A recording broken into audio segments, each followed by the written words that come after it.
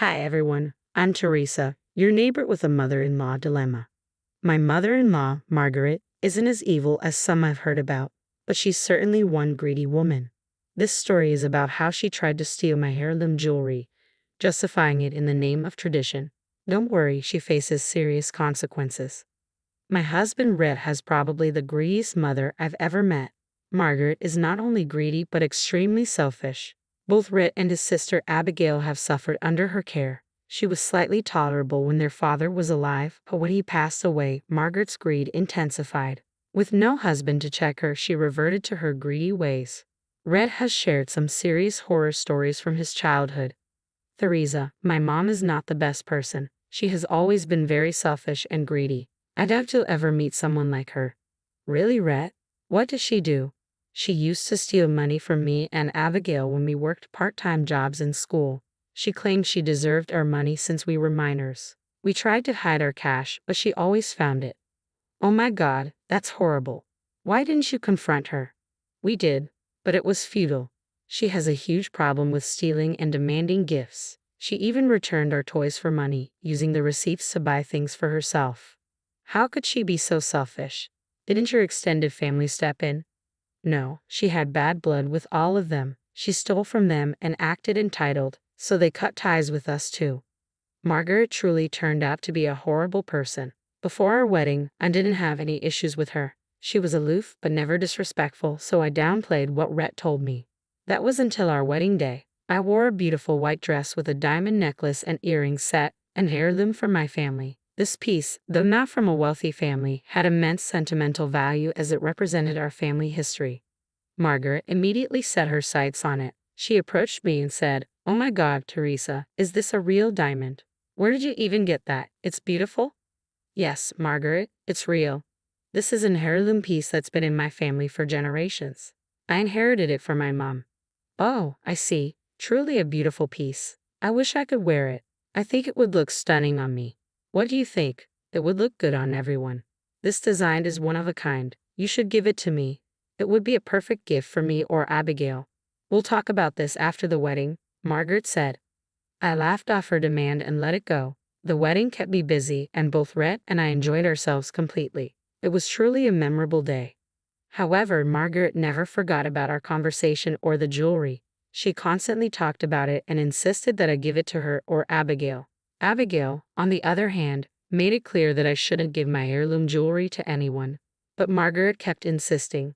It would be nice of you to give something to your new family, she said. Her pestering continued for months. Rhett tried to shut her down, but she would always start again later. Every time she came over, Margaret went on and on about how pretty my jewelry was and how she wished she had something like it. I started to panic, sensing where she was headed. Just as I predicted, she made the most ridiculous demand. You know what, Teresa? I think you should just give me the heirloom jewelry set. It will suit me better, probably even better than it suits you. I'm sorry, Margaret. I can't give you my heirloom jewelry. It's supposed to go to my children. But I am family as well, so I have equal rights to it. Why did you give me the set for my birthday? It would make my day. Mom, you need to stop hounding Teresa for her jewelry. We already told you it's an heirloom piece. You can't expect people to hand over their private property, especially an heirloom. Teresa has lots of things. She needs to learn to share. Not all of us are born with silver spoons in our mouths. Margaret, I am a self-made businesswoman. This is the only heirloom jewelry I have from my family. We are not millionaires, and it has immense sentimental value to me. I am your family, Teresa. You should be willing to share with family. That's why heirlooms exist. Her bizarre logic was unconvincing, and both Rhett and I adamantly refused to let her use my things. Margaret stopped asking directly but continued to talk about how she deserved some good jewelry. I was getting sick of her comments but chose to ignore them. It was Rhett who eventually sat me down and said, Teresa, I'm so sorry Mom has been hounding you for the jewelry. I don't know why she's back to being obsessed with other people's things. What do you mean, Rhett? Has she done this before? Unfortunately, yes, she did this with a friend, and it didn't go well for her. I'm ashamed to tell you, but I think you should know. Rhett revealed that Margaret had faced consequences for theft in the past. She had stolen her friend's jewelry from her house, and her friend had called the police. Margaret was arrested, and although she was let off with a fine since it was her first offense, she still had a robbery charge on her record. When I heard about this incident, I was shocked and decided to guard my belongings with extra care. However, I never thought she would mess with her own family. That was a long time ago, Rhett. I don't know if we should hold that against her. Did she get therapy for her actions? I asked. Yes, we did force her to attend therapy. Dad was alive back then, and he told her to go to therapy or he'd divorce her, so she went. But she stopped going after Dad passed away. Rhett explained. I don't know if she's gone back to her old ways. I just want to warn you about it. I don't know what to think, Rhett. I believe she wouldn't betray our trust. She wouldn't want to hurt us. We're family after all. Turns out I was wrong. When Abigail got engaged, Margaret promised to gift her some jewelry for her big day. Abigail was super happy and thanked her profusely. I had some doubts. Margaret wasn't rich and we were helping her with bills. I had no idea how she could afford such expensive items. Back then, I didn't think much of it until I noticed my heirloom jewelry was missing. Rhett and I were frantic. I cried for days, unable to accept that it was gone. I blamed myself for losing it and felt miserable. When all hope seemed lost, I got a surprise visit from Abigail. Rhett wasn't home, so it was just me and her. She said, Teresa, Rhett has been telling me that you lost your heirloom jewelry. Is it true? Yes, Abigail. I can't believe I've been so careless. Lord knows where I've misplaced it. I feel so guilty. I know where it is, Teresa. I'm sorry I didn't come to you sooner. I had a hard time believing it myself. I didn't think Mom would do it. What do you mean, Abigail? I'm confused.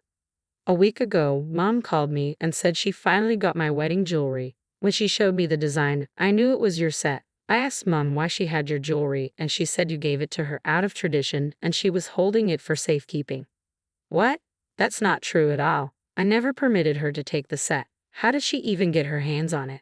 At first, I believed her, but it didn't sit right with me. People don't just hand out their heirlooms like that. So, I called Rhett to do some digging. He told me the set was missing. I immediately knew Mom took it. Here's the picture she sent me of the set. Oh my God, she came to the house and stole it from me. The day she sent you the picture was the day she visited us. She went upstairs to use the bathroom while we made her lunch. She was stealing my jewelry back then.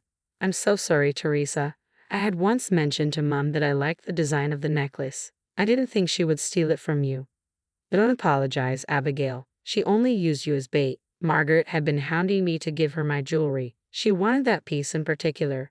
It was becoming clear why Margaret insisted on inviting herself over that day. She had planned the entire thing. I was enraged and knew I had to do something. With Abigail's support, I left the house to confront Margaret and get my property back.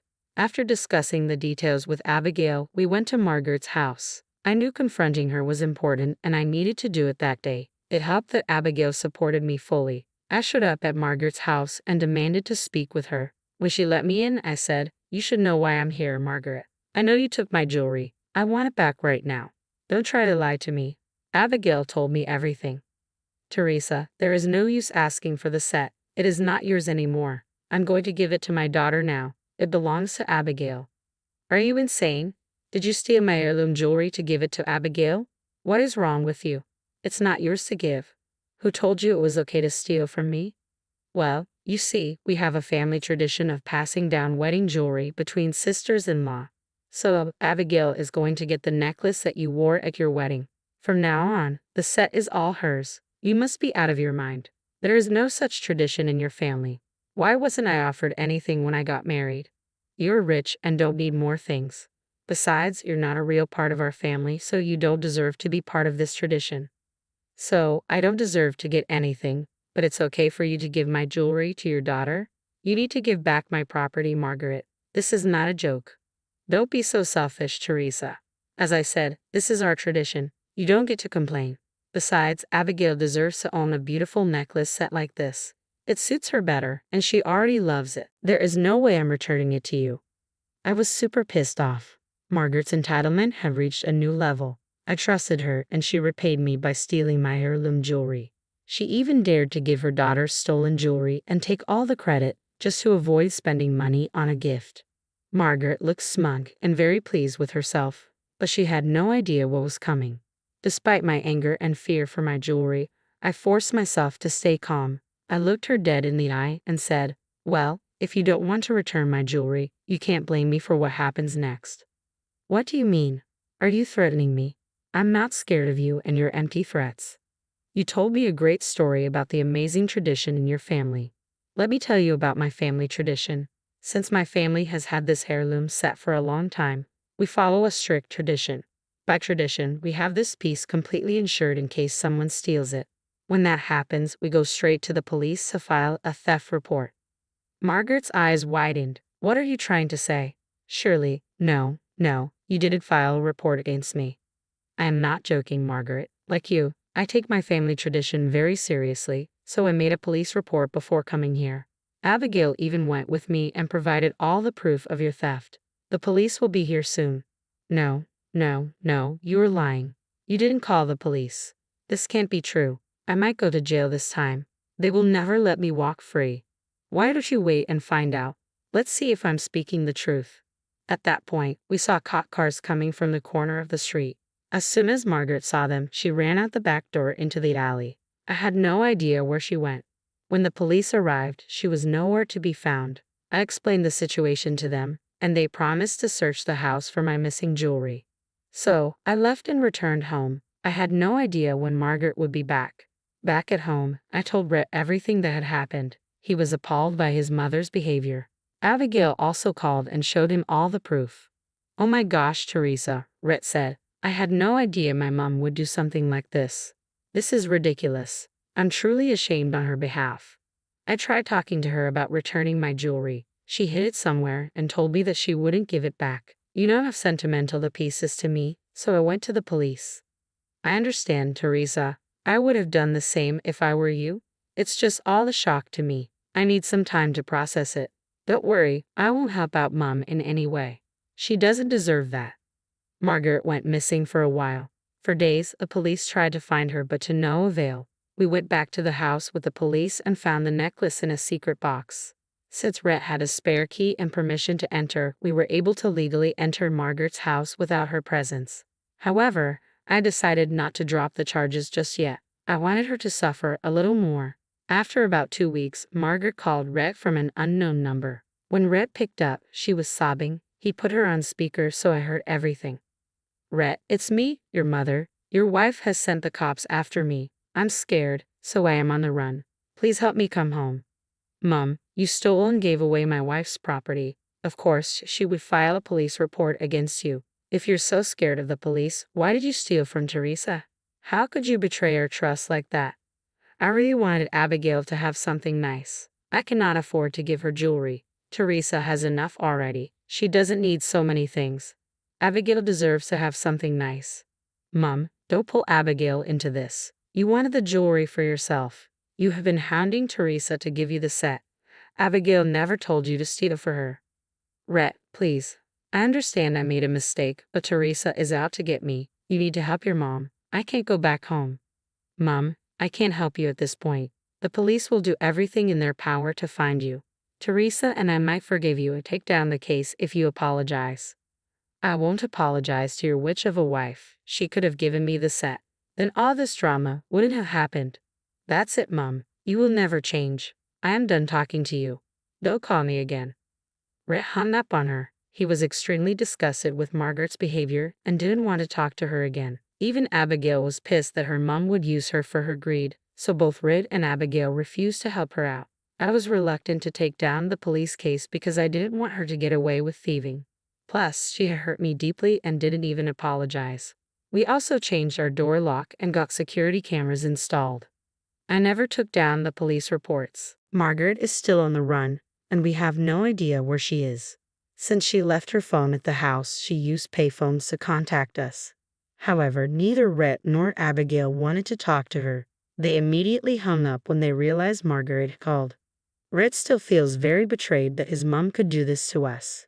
He's been distraught, and I'm helping him recover from the mess. Abigail's wedding was wrapped up very recently. Margaret was uninvited through an email, and she didn't try to show up at the wedding. I guess she was afraid of getting caught and sent to jail. We did enjoy ourselves at the wedding, and I even let Abigail wear the heirloom piece. I wanted her to look her best and didn't mind sharing the jewelry set for a day. She looked stunning in her entire bridal attire and returned the necklace when the reception was over. We still have no word from Margaret, but are happy to be away from her presence. I'll dig for more information and find out. Also, don't worry, I made Rhett sign a prenup and only agreed to remove it once he got a job. Looks like that won't be happening after all. With that being done, I simply finished my part of the revenge. The aftermath was glorious. Mary and Kingston at first kept calling me, begging me to get Kingston a job and to pity them. Meanwhile, Riley was on Kingston's case and uncovered the truth herself. I handed over some information to her father, who was also pretty mad, and told me that he would see the end of Kingston's lies. After 2 days, the texts I received from my ex-mother-in-law and ex-husband flipped. They kept calling me a witch and a jerk for destroying Kingston's marriage. Riley and her dad confronted him and then filed for divorce.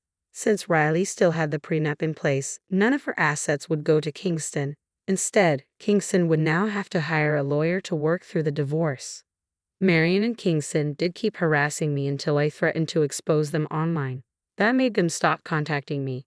Last I heard, Kingston still comes by our company to see if there is a position open. I also heard from sources that Mary and Kingston are now constantly fighting about money problems. I guess now Mary will finally know what it's like to be stuck with a man-child for the rest of her life.